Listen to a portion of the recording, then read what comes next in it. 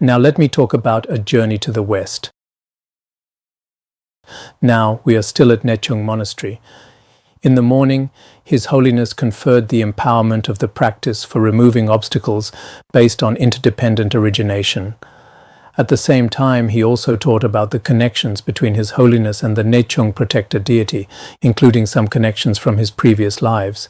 Then, in the afternoon, he taught, because in the morning he also conferred the empowerment.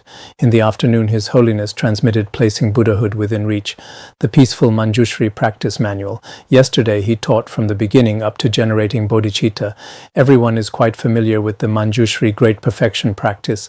The earlier sections on taking refuge, generating bodhicitta, including the earlier section on the preciousness of human life, all of these have already been taught. Then this afternoon, His Holiness taught from Guru Yoga all the way to the completion stage. After the completion stage, for the Great Perfection section, His Holiness only recited the oral transmission without directly explaining it. Because aside from the teaching in Washington on placing Buddhahood within reach, the peaceful Manjushri, which was taught completely, the others, in total he taught it 5 times, but all of these only taught the earlier parts to everyone, and then just recited the oral transmission for the later parts. This probably also has different circumstances, because indeed Washington, with that place, is also quite special, and that practice center is also quite special. So the Manjushri Great Perfection, when it was taught completely at that time, it's in our 2nd volume. In the future, if there's an opportunity, this is very important. Study it if you get the chance. He didn't teach it in detail, so we also didn't excerpt it here when the Guru was teaching Guru Yoga, because here we only excerpt parts. So we don't have everything. Because if we had everything, it wouldn't be possible. The empowerment ritual, how the empowerment is done, these things, I think in the future, for the Tibetan version, we might need to prepare it. Many people here also don't receive empowerment, so that's also fine, so we didn't excerpt it. There's no word-for-word transcription of everything here, only the important parts are included, and without repetition I've compiled them here. Because when I compile, I first use Tibetan, and when I feel the Tibetan version is good, after finishing it we translate it into Chinese and put it up like this. So if I feel it's good in Tibetan, then I translate it. Now when teaching Guru Yoga, His Holiness also taught instructions on visualizing the Guru. Some people perceive their gurus as ordinary human beings and consider what they're in contact with to be a body of flesh and blood, viewing the guru as an ordinary person. Others view their guru as Manjushri himself. Like yesterday when Miguel said Manjushri given by Manjushri, he regarded the Guru as Manjushri, and the statue in his hand must certainly be Manjushri. If they touch their Guru, they feel they are touching Manjushri. When you touch the Guru, you think in your heart, I am now touching Manjushri. They wouldn't think they're touching an ordinary person or touching someone who might have a bad temperament or whatever.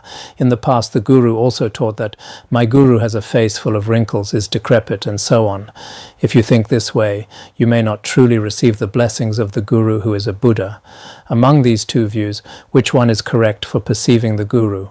To perceive the Guru as Manjushri is correct.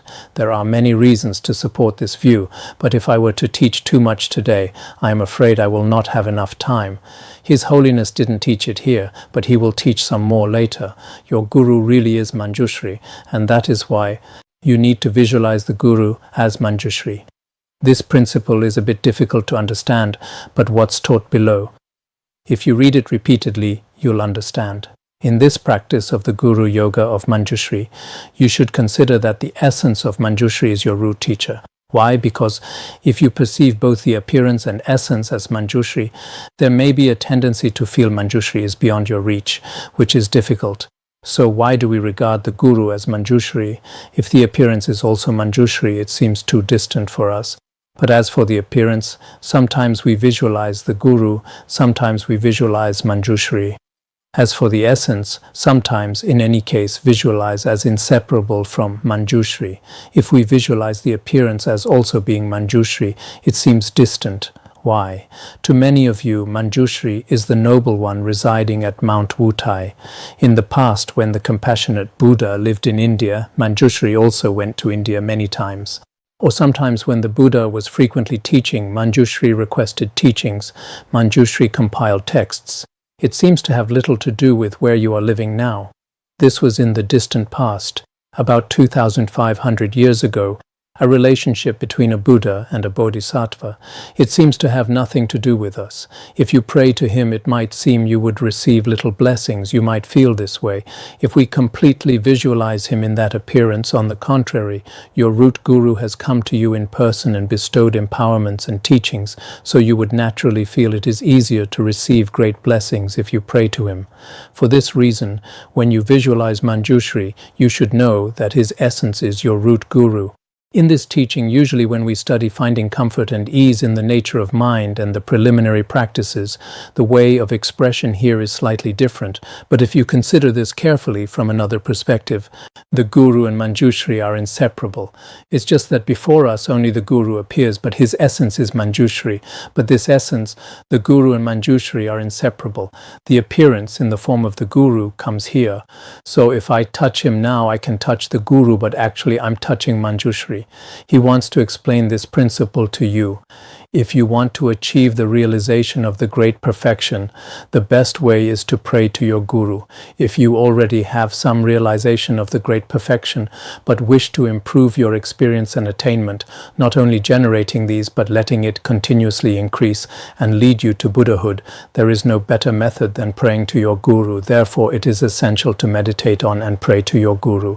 For all who study Vajrayana, His Holiness emphasizes this a lot here, and also emphasizes it a lot later.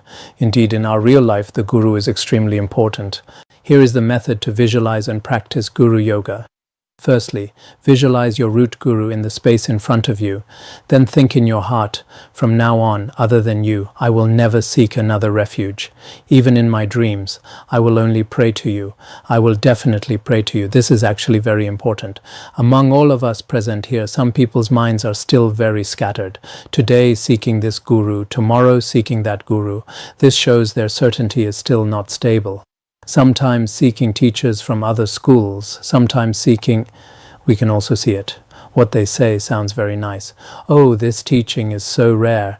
Today I'm seeking that teaching, tomorrow I'm seeking this teaching. But actually from their behavior, you should be able to see that in front of their own root guru, they seem not to have gained a particularly certain view. Otherwise, they should rely on their guru quite steadily, not drifting here and there, drifting to this one today, that one tomorrow. For people like this, anyone can see at a glance that they themselves don't have any fixed, genuine guidance from a guru. This is something especially in summer, when there are quite a lot of empowerments. At this time, actually you can receive empowerments, and any teacher won't exclude you saying, don't receive the empowerment. Of course, there are individual cases. In the past, there were some from other schools, including when giving empowerments in their samayas, in the vows they say, from now on, other than from our own school, you cannot seek teachings or receive empowerments from other gurus. Apparently there are such cases. Now in some videos and recordings there are such instances. This is a bit, I don't know what to say. The vows that should be transmitted. There are so many vows in Vajrayana, but these are not transmitted. Other than the teachings of such and such guru that you receive here, you cannot rely on any others. This is probably unnecessary, but some people also have no need to be running around every day, these people running here and there. In the end, aside from their faith being blown away by the wind, they seem to have gained nothing. Increasingly, the results they get don't seem obvious. This can also be observed, including in our past process of relying on our guru. Back then, it wasn't that we couldn't find other gurus, nor was it that we didn't have time. If there had been time, His Holiness wouldn't have excluded anyone. If any of you wanted to go at that time, it wasn't that you couldn't. But among those around His Holiness, those great masters who truly understood the guru's intent, probably except for one or two, basically they didn't rely on very many teachers. Actually, I think we can also see now that some people, especially those who love to run around, in the end, when you finally observe them, their faith also seems to have scattered. Everything has been exhausted, but in the end what they've gained might be wrong views, or perhaps they've gained nothing at all. Not having wrong views is already quite good. The method of visualization: visualize the Guru in the space in front of you. With devoted faith, visualize that you offer to the Guru your body, possessions, and all root of virtue accumulated throughout the 3 times. Make the mandala offerings to the Guru. Here he doesn't teach the 7-branch offering, just that in front of the Guru you should do this. Then contemplate that from beginningless time, life after life, all the accumulated. Then contemplate that from beginningless time, life after life, all misdeeds and downfalls you have accumulated.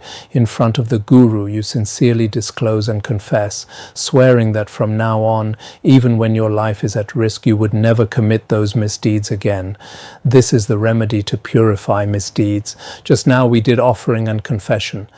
You should also contemplate, I would only pray to you, my Guru.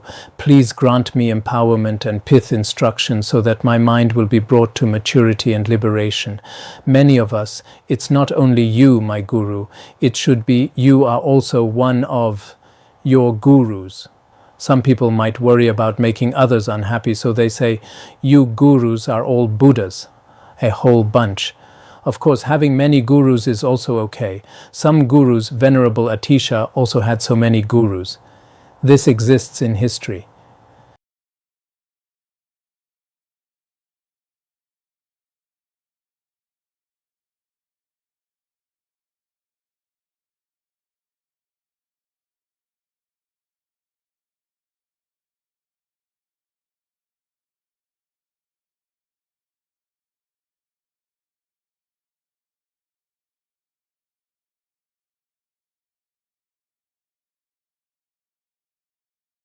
But here, when praying, everyone should receive the close transmission blessings, the one who has given you the Dharma kindness.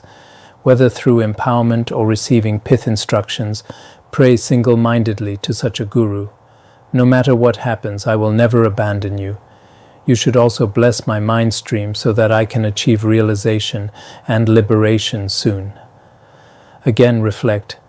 Please bless me so that I can practice the great perfection's path of clear light and achieve the same realization as yours.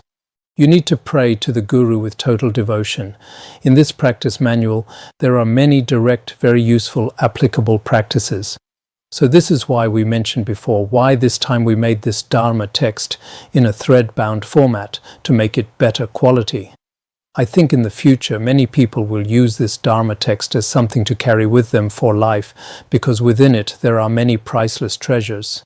If we pull it open and it all falls apart with a pop, that would be a pity. So this time we also made it like this for everyone. Actually, this Dharma text, now it seems you don't care about it, but when we open these old Dharma texts and think about them, oh, for this Dharma text, to buy an outer sutra wrapper, the conditions weren't good back then. I was reluctant to buy clothes, but I bought sutra wrappers. In my study room there are various colors, some floral fabrics that you can't buy at all now. Blue ones, floral ones, all kinds. Various floral fabrics from the 1970s and 80s. Now they seem quite interesting, so one should have great attachment to Dharma texts. I was attached to every Dharma text. Back then we couldn't obtain Dharma texts.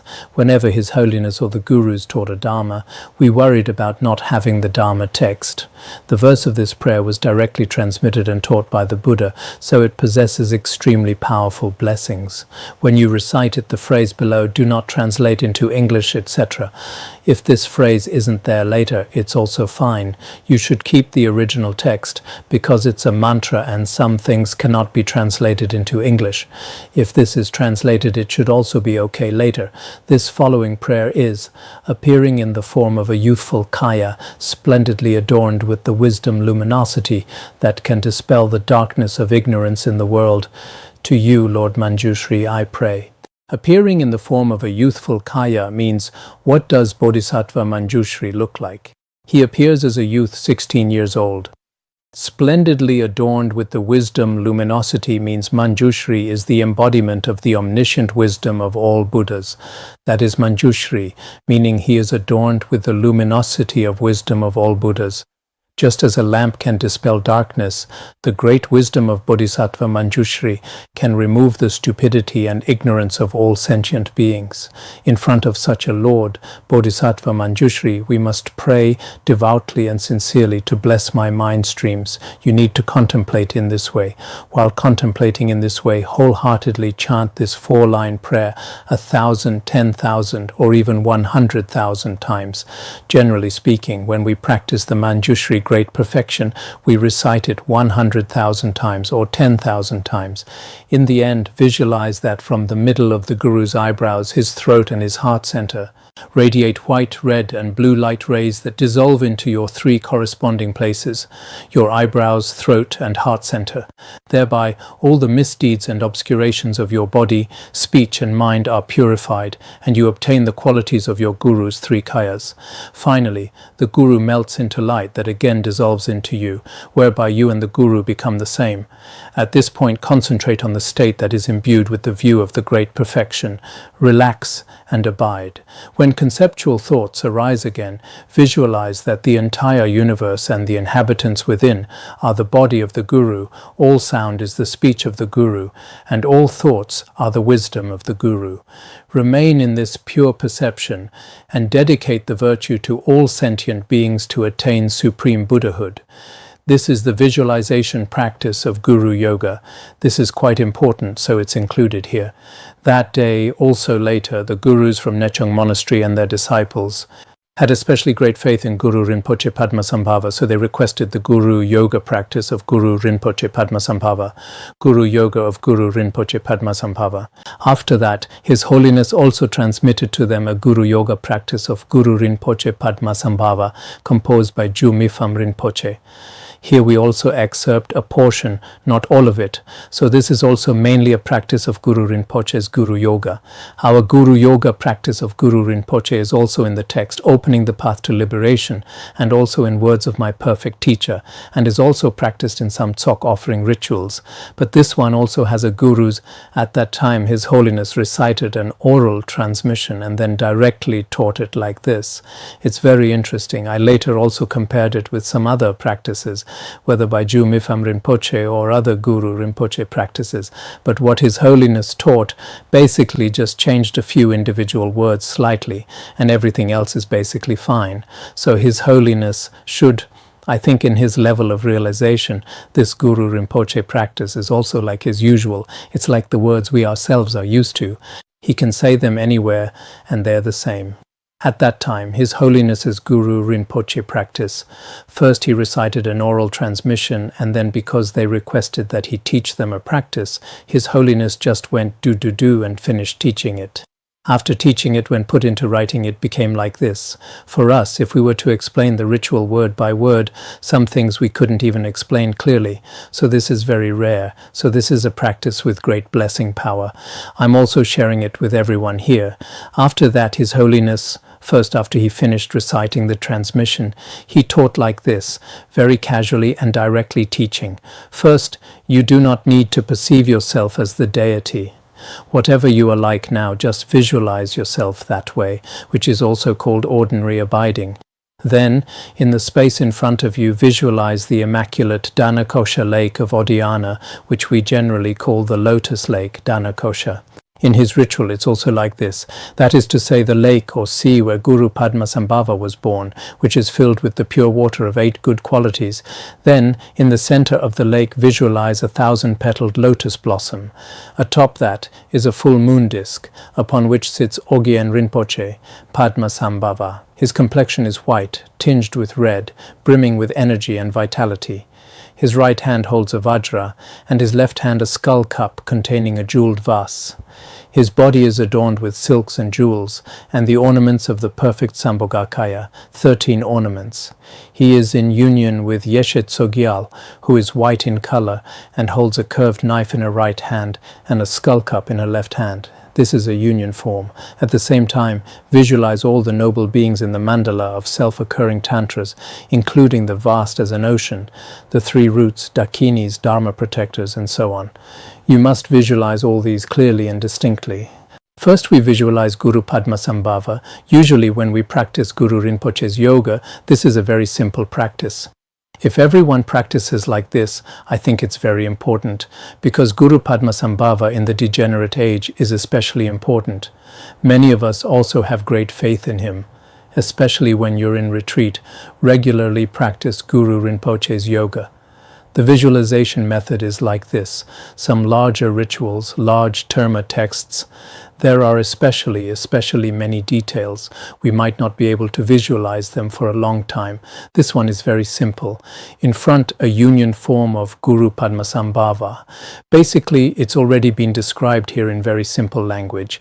Then below, in front of such a visualization, do a 7-branch offering.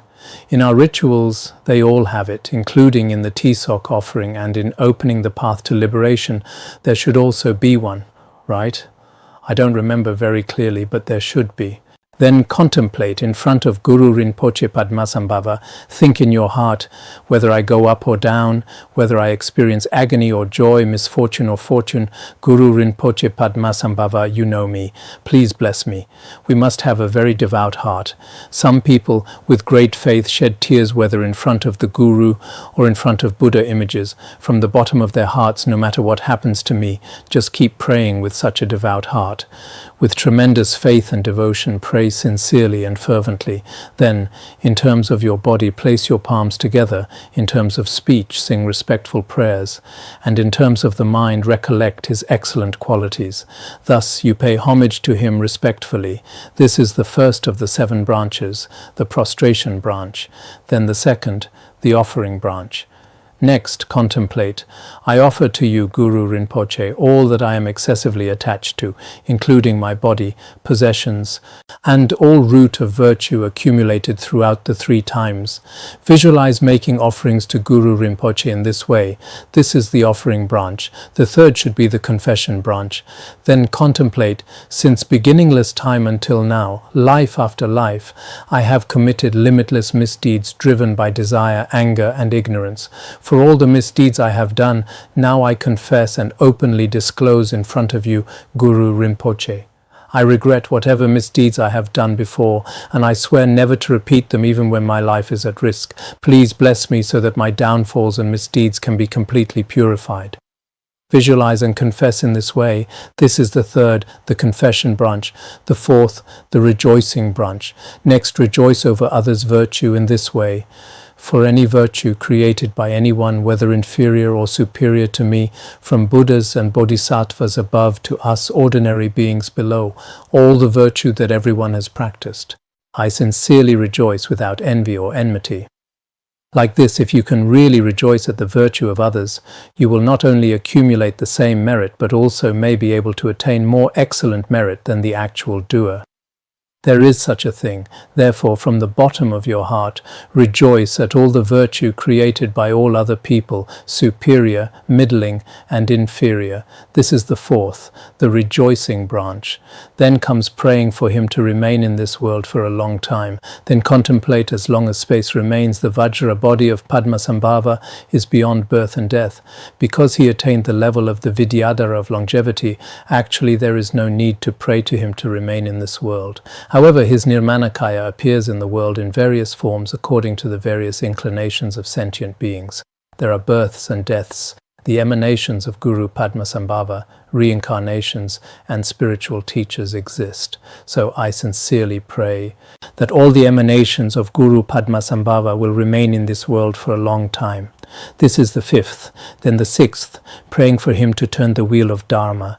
Then contemplate that you supplicate the emanations of Guru Rinpoche until samsara is emptied, to turn the wheel of Dharma continuously for the benefit of all sentient beings. Then contemplate. This is the final dedication. Dedicate all your virtue that has been accumulated to the attainment of the same state and accomplishment as Guru Rinpoche. This is the 7-branch offering. We just talked about doing such a 7-branch offering in front of Guru Padmasambhava's Thanka, or reciting the 7-branch offering from the aspiration of the practice and conduct of Samantabhadra, or the 7-branch offering from other rituals. Next, pray for Guru Rinpoche's blessing so that the misdeeds, obscurations, and downfalls of your body, speech and mind will be completely purified. Visualize that all the qualities of Guru Rinpoche's body, speech and mind enter into your own mind so that you can conduct vast activities to spread the Dharma and benefit sentient beings. This is seeking siddhis. After you do the 7-branch offering, what do you request? It's to purify my obscurations, to become inseparable from you, Guru Padmasambhava, and to benefit sentient beings. That's the meaning.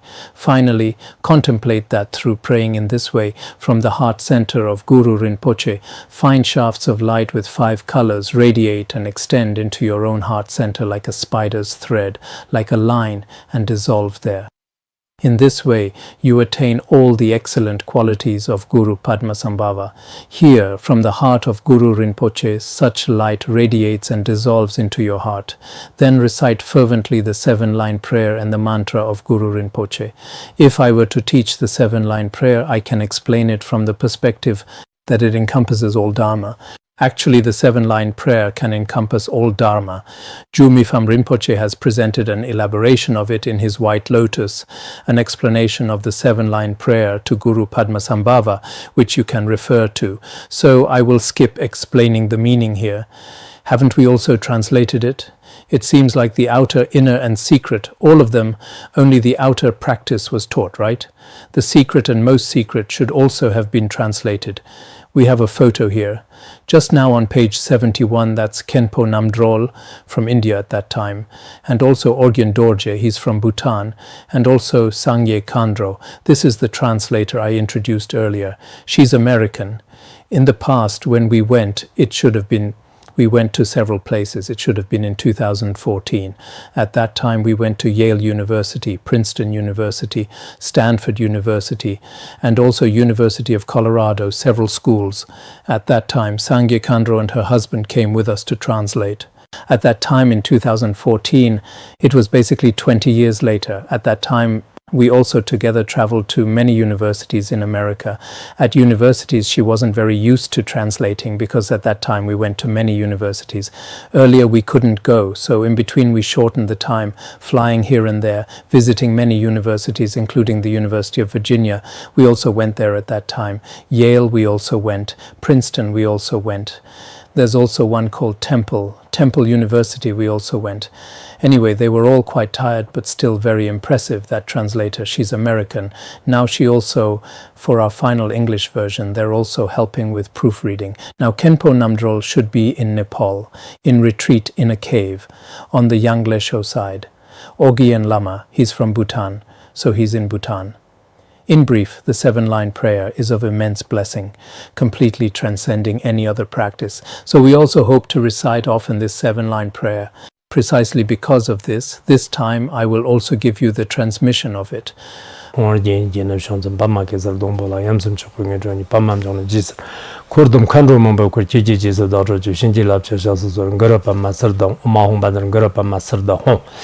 In daily recitations, you need to recite the mantra of Guru Rinpoche and the 7-line prayer as much as possible.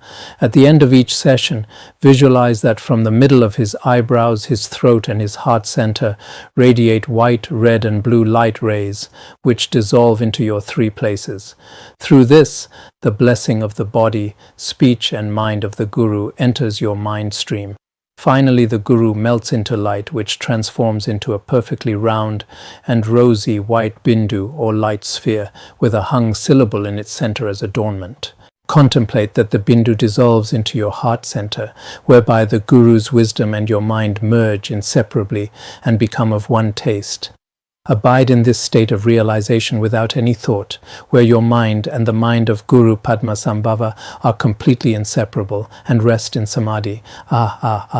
If we have time, this time we'll also teach this. It's also very important in Vajrayana and also in the Mahayana teachings. In the past, I also translated an syllable practice, the white Manjushri syllable practice ritual. Check if you have it.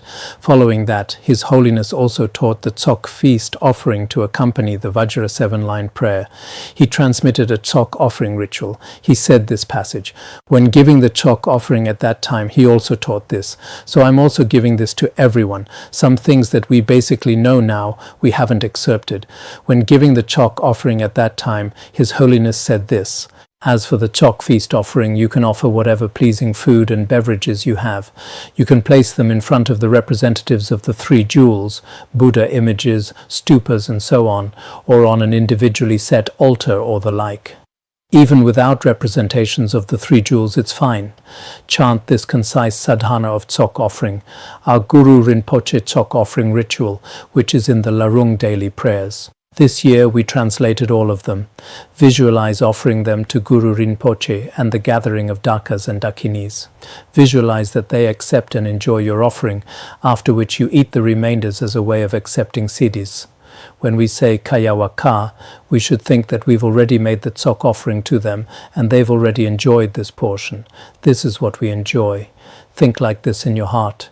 This is a great method to effortlessly perfect your accumulations. Because of this, it would be best to recite this Tsok offering sadhana regularly, actually in the future. Now, some of our classes here also regularly do Tsok offerings. This is still very important. On the 10th and 25th of each month, this brief offering, the Tsok offering of the 7-line prayer, is still very important. As for the way of reciting this sadhana, you can follow what I taught. What His Holiness taught that day was quite brief. This is also fine, or just follow exactly the complete ritual of Jigme from Rinpoche, reciting it word by word. Practice in either way that makes you feel comfortable, it's all fine. Now we basically don't need to add many things, just put it directly in the Larung daily prayers. This is how His Holiness Jigme Phuntsok Rinpoche used to recite it when he was in Tibetan areas. With individual characters added, it's like this. This has the Guru's transmission. If you recite it, you also don't need to add a lot in the middle and elsewhere. Just recite directly according to the ritual in the Larung daily prayers. This Tsok offering, especially at mealtime if you recite the Tsok offering ritual, Hung, etc. This ritual, the 4-line stanza at the beginning of our ritual, then eating becomes a virtuous activity. Originally, our eating is not a virtuous activity, but by reciting this Tsok offering, of course now, with our study and practice, everyone is busy. Not to mention the Tsok offering, some people don't even have time to recite an offering verse to the three jewels, taking big bites of food without not even having time to offer to the three jewels, starving to death, eating immediately. But if you have time, especially when you're in retreat, especially at lunch, if you recite the Tsok offering once, everything you eat becomes a Tsok offering, which also has very great merit. We don't necessarily need a large-scale Tsok offering. With what we ourselves eat, offer a little to the three jewels, then leave a little bit to offer to spirits and ghosts, leftover offerings. This way is also fine. So when we eat normally, perhaps now everyone is quite busy with study, but if you're in retreat in the future or practicing long-term at such times, some practitioners can often do this. But by reciting this Tsok offering sadhana and visualizing offering to Guru Padmasambhava, even at meal times you're perfecting vast accumulations. If something is too elaborate and some visualization methods can't be done, just think, I want to offer these offerings to Guru Padmasambhava and the Vidyadhara assembly. Including when I eat, my body is also a lotus mandala, so this is also a Tsok offering to Guru Padmasambhava. Think like this, so I hope everyone recites it often. Okay, that's all for today.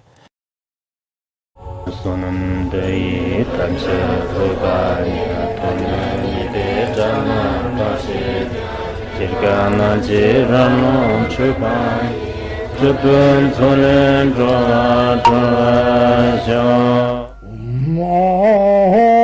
Bandangara Badna Sodargye Bandangara Badna Sodargye Bandangara Badna Sodargye